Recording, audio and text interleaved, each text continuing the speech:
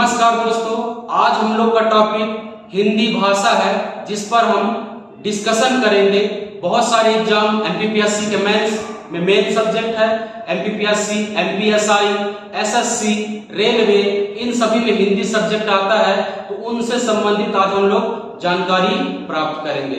Hindi subject का परिचय देखें तो हिंदी देखें भारतीय संविधान के अनुच्छेद 343 भाग 17 में हिंदी भाषाओं का उल्लेख किया है, भाषाओं को उल्लेख किया गया है। संविधान में देखें 22 भाषाओं को सम्मिलित किया गया है। क्वेश्चन आएगा भारतीय संविधान में कितने भाषाओं को सम्मिलित किया गया है, तो भारतीय संविधान में देखें 22 भाषाओं को सम्मिलित किया गया, जिसमें सामान्य हिंदी भी है। हिंदी देखें तो 14 सितंबर 1949 को मनाए जाने का प्रावधान। हम लोग हिंदी दिवस मनाते हैं प्रत्येक दिवस कब 14 सितंबर, पर सन किसी को पता नहीं रहता है। याद रखिएगा 14 सितंबर 1949 को हिंदी दिवस मनाए जाने का प्रावधान किया गया है। अगर सर्वप्रथम देखें राजभाषा आयोग का गठन पूछता है, राजभाषा आयोग 1955 में इसका गठन किया गया था, जिसके प्रथम राजभाषा आयोग के अध्यक्ष किसको बनाया गया था, बीजी खेर को बनाया गया था।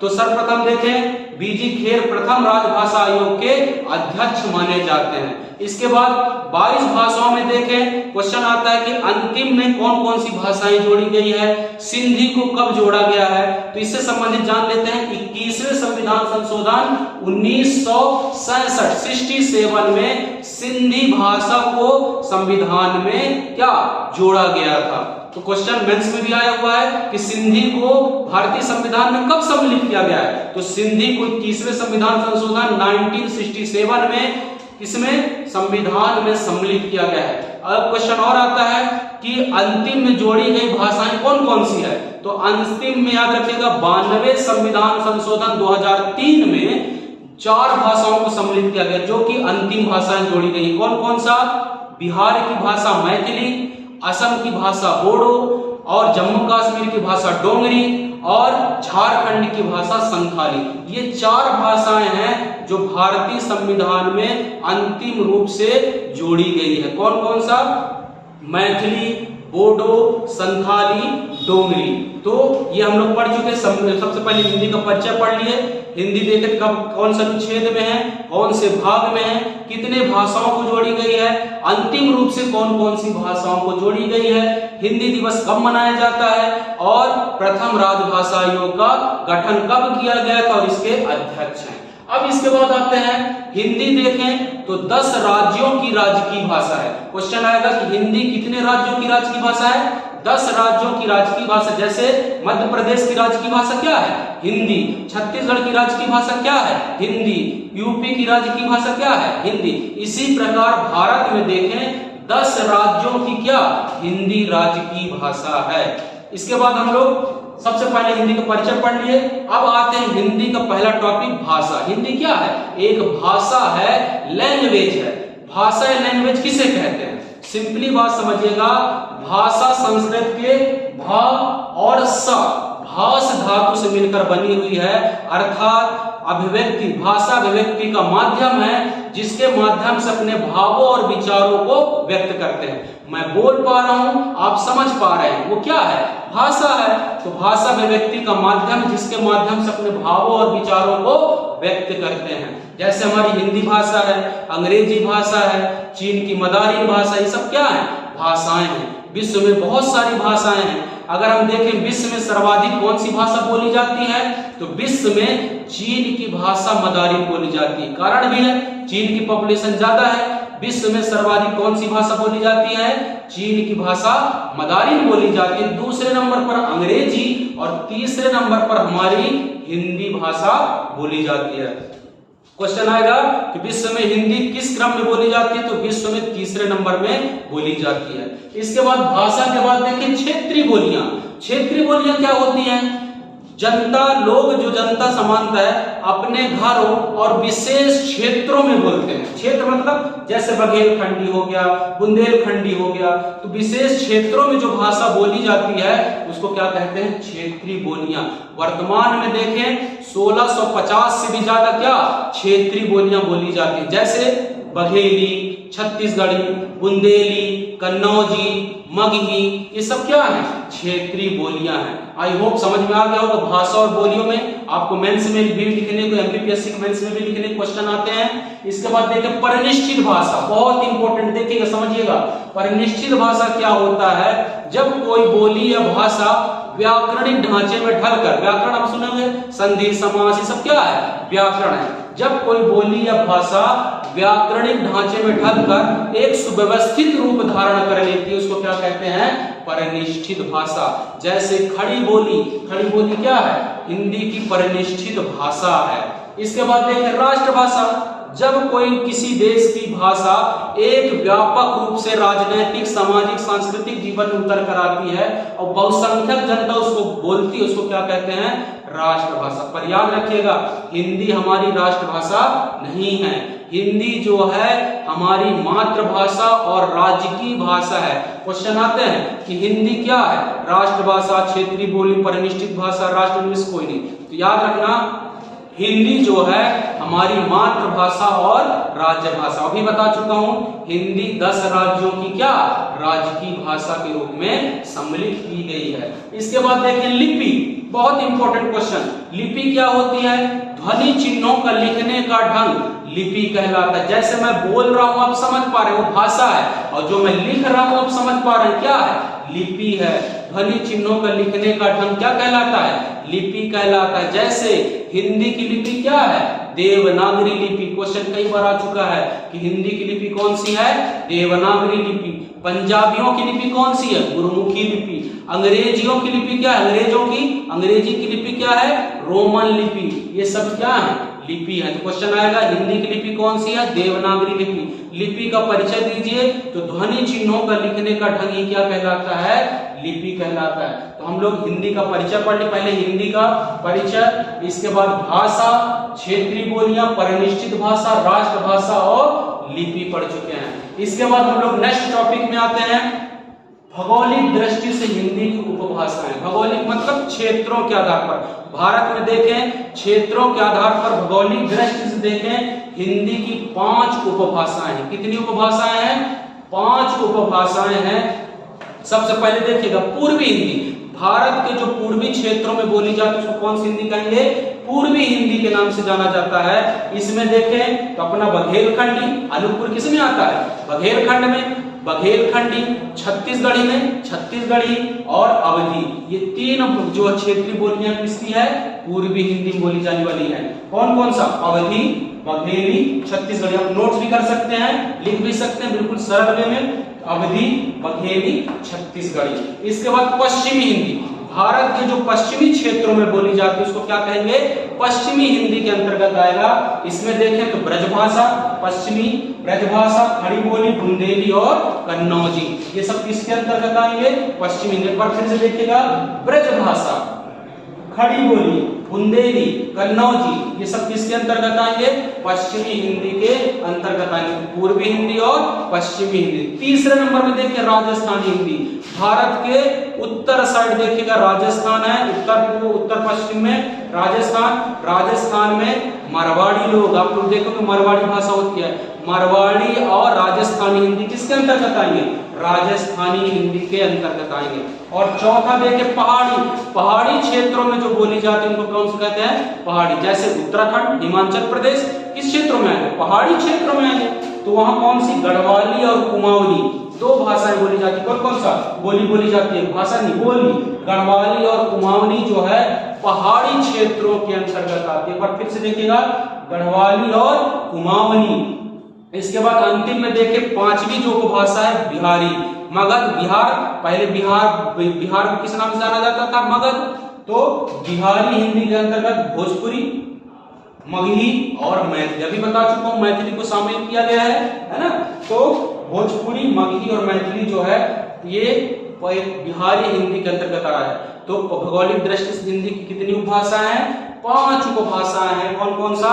पूर्वी हिंदी, पश्चिमी हिंदी, बिहारी हिंदी, पहाड़ी हिंदी और राजस्थानी हिंदी। इसके बाद हम लोग देखें वर्णमाला। अब हिंदी में ध्वनि चिन्हों के लिखने के लिए किसकी आवश्यकता पड़ेगी? वर्णमाला की आवश्यकता पड़ेगी। तो वर्णमाला क्या होती है? हर भाषाओं की अपनी अपनी वर्णमाला है। तो वर्णमाला क्या होती है?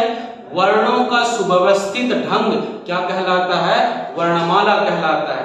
वर्णों के, एक बार फिर सुनिएगा, वर्णों का सुव्यवस्थित ढंग वर्णमाला कहलाता है। जैसे हिंदी में देखें तो वर्णों की संख्या कितनी है? 52 है। कितनी है? 52 है। इसके अलावा देखें संस्कृत में वर्णों की संख्या कितनी है? 44 है। अंग्रेजी में कितने हैं? 26 है। सर्वाधिक जो वर्णों की संख्या है चीनी भाषा 204 है, याद रखना।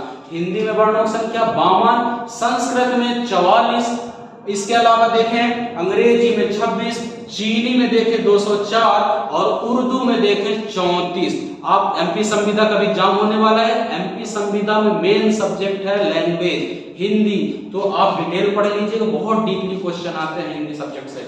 तो हम पढ़ेंगे वर्णमाला। तो वर्णों का सुव्यवस्थित ढंग क्या कहलाता है? वर्णमाला कहलाता है। और वर्णमाला में देखें तो हिंदी में स्वर और व्यंजन से मिलकर वर्णमाला बनती है। किसे? स्वर और व्यंजन। तो सबसे पहले हम लोग टॉपिक आते हैं स्वर किसे कहते हैं। सिंपली याद, स्वर क्या है? ऐसे वर्ण जिनको और अधिक विभक्त नहीं किया जा सकता। फिर से सुनिएगा, ऐसे वर्ण जिनको और अधिक विभक्त नहीं किया जा सकता, वे स्वतंत्र अवस्था में रहते, उनको क्या कहते हैं? स्वर कहते हैं। हिंदी में स्वरों की संख्या कितनी है? 11 है। क्वेश्चन आएगा कितने स्वर होते हैं? बहुत लोग 13 लगा के आ जाते हैं, कोई लोग 9 लगा के आते हैं। याद रखिएगा हिंदी में स्वरों की संख्या क्या है? 11 है। कौन कौन सा? छोटा या, बड़ा, छोटी ई, बड़ी ई, ऊ, री री सी, ए, ओ और औ। देखिएगा 1 2 3 4 5 6 7 8 9 10। कितने स्वरों की संख्या है? 11 स्वरों की संख्या है। अब स्वर देखिएगा, ये भी कई प्रकार के होते हैं। एक होता है लघु स्वर या हास्य स्वर। क्वेश्चन आएगा कि स्वर के कितने भेद हैं? स्वर के कई प्रकार के होते हैं। सबसे पहले लघु स्वर, ऐसे स्वर जिनके उच्चारण में कम समय लगता है उनको क्या कहेंगे? लघु स्वर कहेंगे। सिंपली फिर सुनिएगा, जिनके उच्चारण में कम समय लगता है उनको लघु स्वर। कौन कौन से होंगे? छोटा या, छोटी ई, छोटा ऊ और री री सी, ये क्या कहलाएंगे? लघु स्वर या हास्य स्वर। ठीक है, जिनके उच्चारण में कम समय लगेगा उनको लघु स्वर या हास्य स्वर कहते हैं। और दीर्घ स्वर, जिनके उच्चारण में काफी समय लगता है, बहुत समय लगता है, उनको क्या कहेंगे? दीर्घ स्वर। जो बाकी बचे बड़ा, बड़ी, ए, ओ, औ, ये क्या कहलाएंगे? दीर्घ स्वर कहेंगे। तो आपको समझ में आ गया होगा स्वरों की संख्या 11। लघु स्वर ऐसे स्वर जिनके उच्चारण में कम समय लगता है, दीर्घ स्वर जिनके उच्चारण में ज्यादा समय लगता है उनको दीर्घ स्वर कहेंगे, है ना। छोटा, छोटी, छोटा और ऋषि क्या है? लघु स्वर। बाकी क्या कहलाएंगे? दीर्घ स्वर। इसके अलावा 2 और पढ़ते हैं जिनको शामिल नहीं किया गया है। एक होता है हास्य स्वर। हास्य स्वर मतलब अम और आहा को क्या कहा जाता है? हास्य स्वर कहा जाता है। क्वेश्चन आएगा इनमें से हास्य स्वर कौन कौन से हैं? तो अम को हास्य स्वर और आहा को भी हास्य स्वर कहा जाता है। अम को कहा जाता है अनुस्वार। क्या कहा जाता है? अनुस्वार। और आहा को कहा जाता है विसर्ग। क्या कहा जाता है? विसर्ग। याद रखिएगा, अम को अनुस्वार और आहा विसर्ग, दोनों क्या है? हास्य स्वर। और एक स्वर और होता है ओम। क्या होता है? ओम, है ना। हम लोग ओम को उच्चारण करते हैं तो इसको कहते हैं लुप्त स्वर। ओम बोलते हैं, कितना सारा बोलते हैं, पर वो लुप्त रहता है। तो स्वरों की संख्या 11, लघु स्वर, दीर्घ स्वर, हास्य स्वर, लुप्त स्वर। ठीक है, लघु स्वर जिनके उच्चारण में कम समय लगेगा, दीर्घ स्वर जिनके उच्चारण में अधिक समय लगेगा। तो ये हम लोग पढ़ लिए स्वर। इसके बाद आते हैं व्यंजन। व्यंजन क्या होते हैं? पहले हम लोग इसको समझ लेते हैं व्यंजन क्या होते हैं। व्यंजन देखें तो जो स्वरों की सहायता से बोले जाते हैं उनको क्या कहते हैं? ऐसे वर्ण जो स्वरों की सहायता से बोली जाती है उसको क्या कहते हैं? व्यंजन वर्ण कहते हैं। और व्यंजनों की संख्या देखें तो 33 है। मुख्य 33 है, सभी मिला के 52 होते हैं। मुख्य व्यंजनों की संख्या कितनी है? 33 है। अब इनको समझते हैं, बिल्कुल ध्यान से देखिएगा। सबसे पहला आता है स्पर्श व्यंजन। स्पर्श व्यंजन किसे कहते हैं? इनकी संख्या 25 है। कितनी है?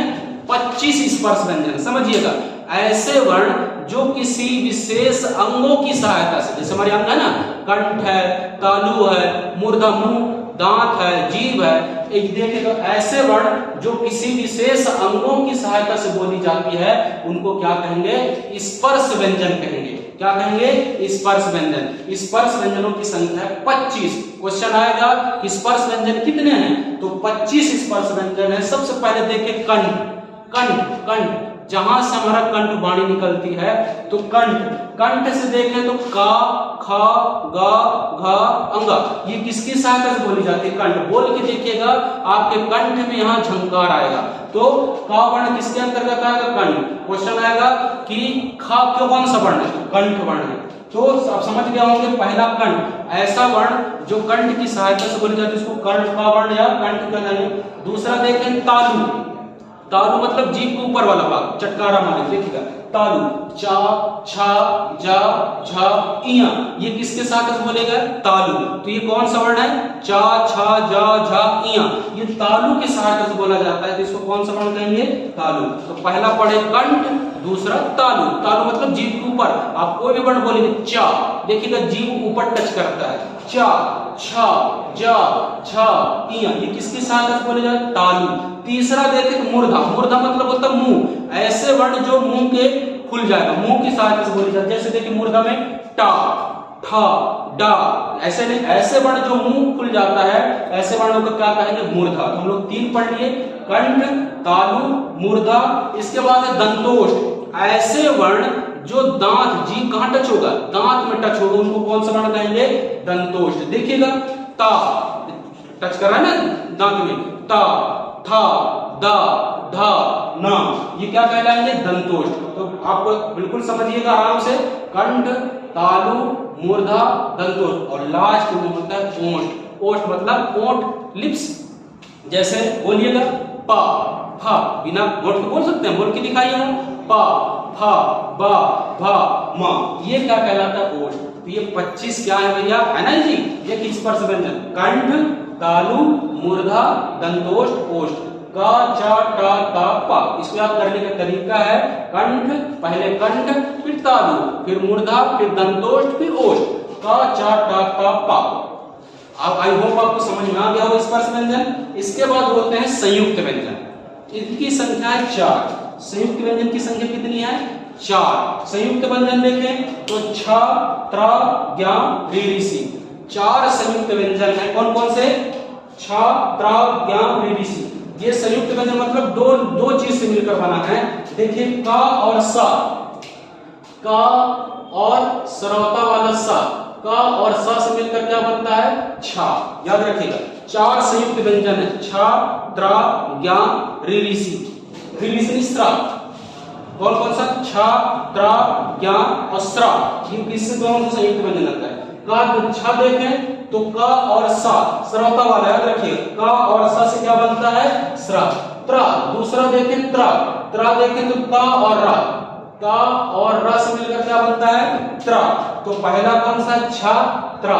ज्ञ देखें तो जा और इया, ज्ञ देखें तो जा और इया से मिलकर क्या बनता है? ज्ञ बनता है ना। तो छ, त्रा, ज्ञ, और लास्ट में स्रा।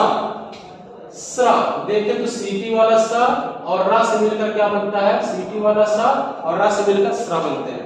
हम लोग स्पर्श व्यंजन पढ़े और संयुक्त व्यंजन पढ़े, छ, त्र, ज्ञ, स्रा, है ना। इसके अलावा देखें संयुक्त व्यंजन, है ना, स्पर्श व्यंजन और संयुक्त व्यंजन के बाद देखें एक होता है ऊष्म व्यंजन। ऊष्म व्यंजन देखें तो ऐसे व्यंजन जिनके उच्चारण में अधिक ऊष्मा निकलती है उसको क्या कहते हैं? ऊष्म व्यंजन। जैसे सा, सा, सा, हा। 3 प्रकार के सा, सीटी वाला, श्रोता वाला, षटकोण वाला और हा। इनके बोलने में बहुत अधिक ऊष्मा निकलती है, इनको क्या बोलेंगे? ऊष्म व्यंजन। तो पहला पढ़े स्पर्श व्यंजन, संयुक्त व्यंजन और तीसरा पढ़े ऊष्म व्यंजन। इसके बाद होता है अंतस्थ व्यंजन। एक और 4 प्रकार के होते हैं अंतस्थ व्यंजन। कौन कौन से? ऐसे व्यंजन जो आधे स्वर और आधे व्यंजन होते हैं, याद रखिएगा। ऐसे व्यंजन जो आधे स्वर और आधे व्यंजन होते हैं उनको क्या कहते हैं? अंतस्थ व्यंजन। या, रा, ला, वा। संधि पढ़ेंगे इनका काम हो जाएगा। या, रा, ला, वा, ये कौन सा है? अंतस्थ व्यंजन। तो स्पर्श व्यंजन की संख्या 25, संयुक्त व्यंजन की संख्या 4, छ, त्र, ज्ञ, स्रा। इसके अलावा अंतस्थ व्यंजन या, रा, ला, वा, ये भी 4, और लास्ट बताया कौन सा? उस व्यंजन सा हा, ये उस व्यंजन। इसके अलावा द्विगुण व्यंजन बोलते हैं डा और ढा को द्विगुण व्यंजन, और पारसी व्यंजन बोलते हैं ला को। तो आज हम लोग देखें, बहुत डिटेल पढ़ चुके हैं। सबसे पहले हिंदी का परिचय, है ना, हिंदी का परिचय के बाद भाषा, क्षेत्रीय बोली, परिनिश्चित भाषा, राष्ट्रभाषा, लिपि, भौगोलिक दृष्टि से हिंदी को भाषाएं, पूर्वी हिंदी, पश्चिमी हिंदी और राजस्थानी और पहाड़ी बिहारी। इसके अलावा वर्णमाला में स्वर और व्यंजन। आगे वाले वीडियो में हम लोग पढ़ेंगे शब्द रचना, उपसर्ग, प्रत्यय, रूढ़ शब्द, यौगिक शब्द, इनके बारे में डिटेल पढ़ेंगे। संधि समास एक एक करके बारीकियों समझने की कोशिश करेंगे। आई होप आपको वीडियो समझ में आ गई होगी। अगर आपको वीडियो अच्छा लगा हो तो प्लीज आप लाइक और सब्सक्राइब जरूर करें। अगर कुछ भी आपको डाउट हो तो कमेंट्स के माध्यम से मेरे से आप जुड़ सकते हैं।